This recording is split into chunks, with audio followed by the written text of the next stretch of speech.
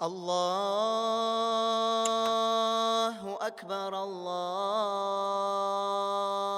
أكبر الله أكبر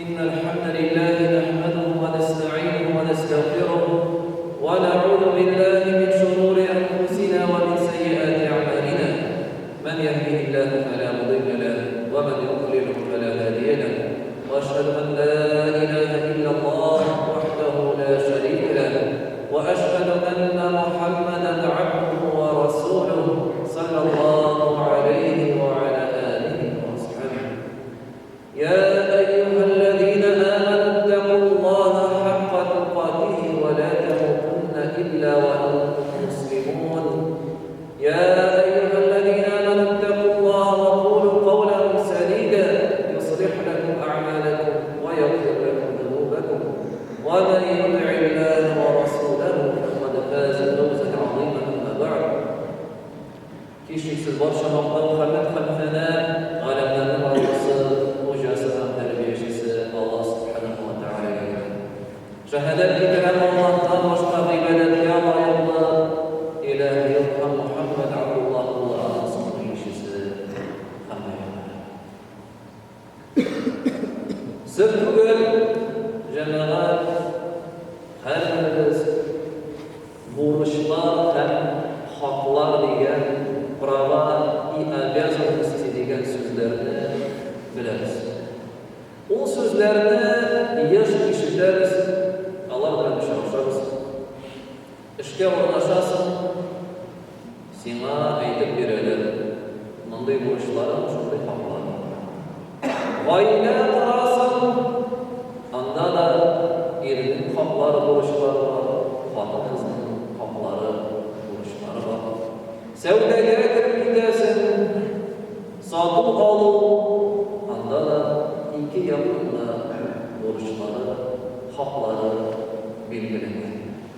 Alloh subhanahu va taolo bizga dinimizda da belgiladi, haqlarni da qo'shiladi.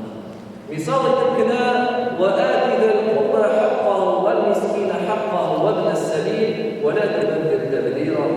Sindi yaqin tumanlarının miskin fakirlerinin ve yolda buluşuların haklarını öte. Yani Allah'a hakların üstünde olan nefakatlerini, mallarını tüle, sadaka, zekat sadakalarını şahit. Şulay Peygamberimiz sallallahu aleyhi ve sellem üst hadislerinde hak buluşular orada konuşuyor. Hadislerden biz Allah'ın ailede bulunan birinin haklarını buluşular. Hadislerden biz görürüz, hatun kızının ailede bulunan haklarını buluşular. Sevdede iki yakın haklarını buluşular. Umumen İslam dini bizim gayri revişte, güzel revişte şu haklarını ve buluşlarını bilgiledi. Hakişiksiz yok kalmadı. Haklar ham bo'lishlar bizni kishini umuman harom yo'lga kirib ketishdan saqlaydi.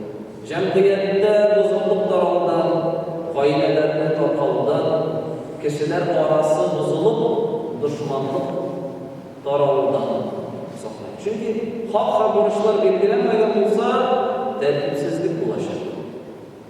Ham yaxshilar bir qachon. Lekin janobat haqlarimizni bilemizdir. Buruşlarımızı bilemizdir. Ama Allah'a qarata dini münasebette bulurgan bilirsin biz. Как пользоваться своими правами и обязанностями. Çünkü kişinin cemaat o hatalanmay turgan bir maşina değil. Şöyle. Kişinin var kimçilikleri, var zayıflıkları, o hatalarına, o konularına, o kimçilik bulunduğuna mümkün. Şu vakıflarımızı şahsın.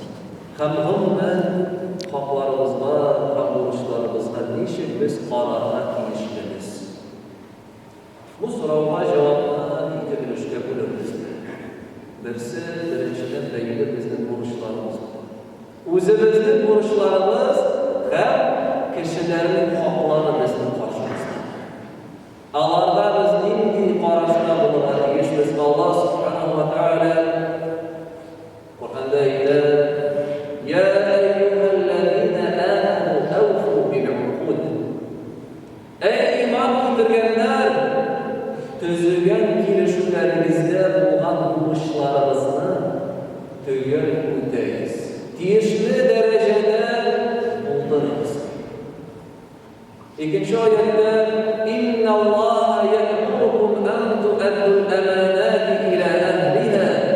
Allah sizga buyurar emanetlerini kişisine topşırırlar. Ve idha hakamtum bayna nasi an tahkumu bil adl. Hem kişiler arasında hüküm kılganda adillik bilen hüküm kılınır. Bu iki ayette umumen Kur'an'da Allah subhanahu wa ta'ala bizning burçlarımızda arada indik münasebetimiz bulurga değişti ekanligini. Neydi bulurga değişti? Adam balası kişi o'z burçları hem başkalarının onun üstünde olan hakları buldura algancha tırışıp kamil revişte, görkem revişte kimşiliksiz boshqalarga topshirishga tegishli. Sening ustunda burch bor ekan, ishga o'rnashtirsin. Yeysa, kim bilandir kelishuv tuzilib, mana shu ishni men boshqarishim deb Alloh subhanahu va taolo buyurar shu ishingni sen yerine yigirib, tirishib, yengil qaramisha, ey yarablayda bo'lmagan indiri tugul, eng yaxshi qiyofatda G'oyla qilasiz, kimnindir qizini o'ziga xotin etib olasizmi? Xotin etib olganda men rizo bo'lib oldim deb narsani bildirasiz sizlar. Sen uning valiya atisini vaqtida aytasiz, men sizning qizingizni sizdan da kim bo'lmagan ravishda darajada ta'min etishakman, yaratishakman, tarbiyalashakman, qarayashakman deb vaqtida aytasiz. Bergansiz ekan vaqtida unda ko'rkam ravishda tiyishli darajada esa hatta o'zining burchidan da orttirib yaxshiroq ishlasin. Esa xotin qiz shulay kiyagashlar meni rizo deb aytdi, narsaga rizolashasizmi? Erning xohlarini o'tavga, ani uyga qaytganda ma'qul yilmayman yuz bilan qarshi olib, davomlarini rizo qilib, balalarini tarbiyalab g'oyilada erini erga solib, hurmat etib, uning so'zini qarshi chiqmishi, uni ehtirom etib yashashga o'rgatib bildiradi. Er kishi qaytib, g'oyilasiga tinchlik topib ketish, ko'ngli rizolik ko'rishga ketish, hatto uydan chiqib ketganda u tag'in dardlanib, g'oyilasini tatmin etib, g'oyilasi uchun boshlaydi. Bala tutuldu. Allah subhanahu wa ta'ala sana bala verdi. Nasıl? Kimdedir bu bala? Senin burçların daha da üstelde. O balalara terbiye edilir. Ana takmin edip kendini üstürür. Lakin yine hem siz ana doğru yoluyla Allah'a karşı terbiye etmeden. Hamşonu sen cirine getirip taraşıp da onunla anlatılmalı. Hatta acaba terbiyelik başka türlü hayvanlarını asrava alganlarına onu istedim. Onun da bir kişi yaplarında tesi asarı. Neyse balık, neyse kuşlar alasın iken sen istedim bu bir terbiyelik can iyesi. Sen aldın iken ilanını işe bugün uz üstüne bir vuruş aldın. Ve ana kişilere uçtu. Ama şımarıp atamadı. Ne kapılmaz? Kalem ettirdi. Bunların cemaat oruçlarına baktanlar şunu istedim. Ama da lakin Buruşlarımızda tügel ravishda o'taymiz ekan. Haqlarimizga qarata nishib qo'yganimiz. Allah Rabbimiz bizga hidayat. Allah Rabbimiz aytadi: "Xudil afwa wa'mur bil 'urfi wa a'rid 'anil jahil." Kishilarni g'afur et. Allah'ın yaxshilikqa unda ham odamlardan ishlar. Shu ma'noda ikkinchi oyatda va jazaa'u sayyi'atin sayyi'atun mithluha. Nosharlikning jazosi shunday nasharlik.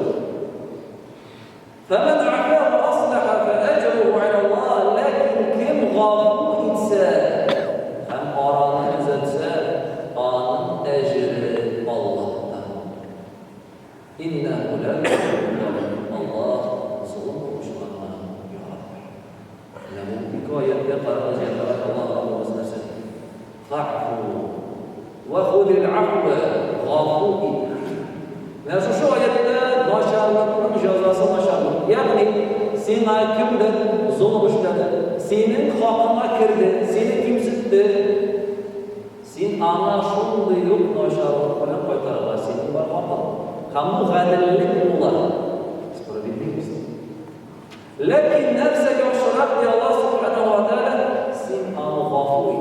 O'zingning haqingdan sen cheklash.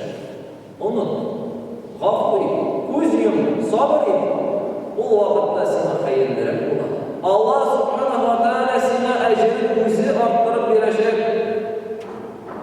Ham bu umuman bizning haqlarimizga da aylanib qaytashadi. Shu dalilki misollar qilsa, g'oyalar bo'lganda er bo'lar biz bilamiz haqlarimizni, lekin nega qaytib kirasan? Oshirmaydi. Uyda yig'ishtirma. Shu vaqtda kimdir so'rashmishi, bilishmishi, sababini ko'rishmishi, tovush ko'taradi. O'zini bitirayotgan ko'ngil tinchligini ham oilasida da bir nima yaxshi natijaga keladi. Barasi yo'llar durust bütün qoidalarni buzilishi shunda birinchisi seni kestirib kiribdi. Sen durust, sen haqli, sen durust barasan bu narушать. Lekin shu vaqtda sen endi shu g'adi kichkina ayrishgina nariga o'z-o'zini bitirga kimdir noshab so'zlar chiqarib kelib noshab so'z semaga hamma misollar javob umuman shu ikki natijani ikki qoidani biz ikkisini ko'rishsak shunday bir fikrga kelamiz. Agarda sening burchlaring bor va boshqalar qarshida boshqalarning sening qarshida haqlari bor ekan, sen Allohni eng ulkan ravishda tarishib o'tirgansan. Ham kirisincha boshqalar sening haqingdan nimadir kimchilik ko'rsatsalar, sening haqingga kirib ketsalar, sen bu vaqtda g'afur bo'lgansan. Qarang, nechta bizni din beradi. Bugungi kunda bizda ikki kirisin ko'rsatamiz. Bugungi kunda har bir kishi mening haqim deb aytadi. Это мое право. Ты обязан мне то-то deydi. Esa kirisincha haqida sen menga amonat edish, bu mening vazifam bo'lishi kerak deydi. Ham narsaga keltiramiz janobat. Tubanka rayonida 10 nikohdan 10 uylanishini 8 oy bo'lmas o'ttiradi. 10 bor barazakska uylanishini 8 oy bo'ladi. Ne sababli janobat? Chunki kishi aytganimizcha bir mashina bo'ladi. Bizda kishilik bilib turgansiz. Человечность. Bir-birimizni anlayib bir-birimizni xalaqadan tushirib kerak. Mening haqim debgina yurmasin. Sen o'zingning bo'lishlaringga qara. Bugungi kunda biz kuzatuvga mumkinmiz kishi o'z haqi deganda butun turishlig'ini qo'yar, o'z haqini qaytarib. Bo'lishlarini qaytsa, anda o'sha kimchiliklar. Anda o'sha shu qadar turishmaydi. Alloh subhanahu va taala bizni kesatdi shu sifatdan. Ham narsa deydi, vaylul lil mutaffifin. Kimetib o'lshovchilarga o'kinish qotili g'azab bo'ladi. Kimetib o'lshovchilar kimlar ularni Allohimiz davom etar? Allazina yaktalu 'alan nas yastawfun. Allah boshqa kishilardan biror narsa o'lshab olsalar, o'lshavni qo'yib oladi. Ya'ni o'z haqlari deganda tirishadilar. Butun har bir tugun sendan talab olgan mumkin. Meniki o'zi o'zini haqına qaytganda. Adamda narsa deydi. Va idza kaluhum aw wazanuhum yukhsirun. Agar boshqa kishilarga o'xshab o'zlari bersalar, qiymatli bo'lishini. Boshqa kishilarning huquqlarini qaytganda, burchlarini, o'zlarining burchlarini qaytganda nisbatan qiymatlar, kimchilik ko'rsatadi. U qadar turishdilar. Narsa deydi Alloh taolo. Allarga o'kinish qoti azab. Vaylul lil mutaffifin. Ala yaqulu ulaika annahum mab'uthun. Alla Allohlarmi? O'lganlardan keltirilishlar bo'ladi. Liyawmin azim, buyuk bir kunda, yawma yaqumun nasu li robbil alamin. Bu kunda kishilar g'alabalarning Robbisi Alloh qarshısida hisob berishni bosadi. أقول قولي هذا وأستغفر الله العظيم الجليل لي ولكم ولسائر المسلمين فاستغفروه إنه الله أكبر الله أكبر الله أكبر الله